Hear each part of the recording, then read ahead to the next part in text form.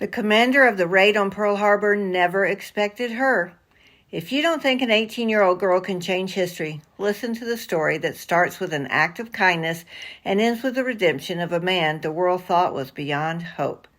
If you listen to the end, I'll share a funny story and some resources. Let me introduce you to the three people in this incredible true story: Peggy Cavell, Mitsuo Fuchida, and Jacob DeShazer. Peggy was an American girl raised in Japan by missionary parents. When things became unsafe for Americans, her family moved to the Philippines.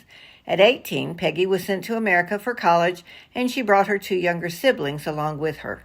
Jake DeShazer was one of the Doolittle Raiders, who was later captured and brutally imprisoned in Japan during World War II. The Japanese were known for breaking the Geneva Convention. Prisoners were tortured, starved, and in some cases even cannibalized. Jake lived through this, and he could testify to it. Meanwhile, Peggy's parents and a group of missionaries hid in the mountains of the Philippines. They lived safely for several years until the Japanese found them. Every man, woman, and child was killed, including Peggy's parents. Peggy didn't learn of this until after the war. Naturally, she hated the Japanese, just as Jake did. But then she learned something. Before her parents were killed, they asked for time to read their Bible and pray. And when Peggy wondered what they prayed for, she came to the conclusion that they were asking God to forgive the very men who were about to kill them, just as Christ had forgiven them. And that thought changed her. Peggy began visiting Japanese internment camps in America, not to protest, but to serve. She served the Japanese prisoners. And remember, prisoners in America, they were treated humanely.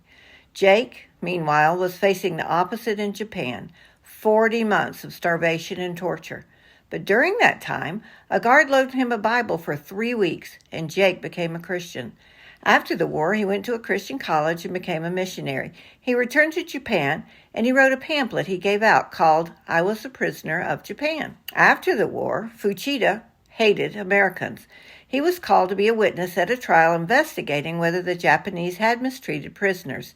He assumed all nations treated prisoners cruelly, until he began interviewing POWs. Over and over he heard the same story about a young American woman named Peggy Cavell, whose parents had been beheaded in the Philippines, yet she served Japanese prisoners with kindness. He couldn't make sense of it. And then someone handed him Jake DeShazer's pamphlet. Peggy's compassion, Jake's testimony, influenced Mitsuo to the degree that in February 1950, he also became a Christian. He spent the rest of his life sharing his story, both in Japan and in America, sometimes even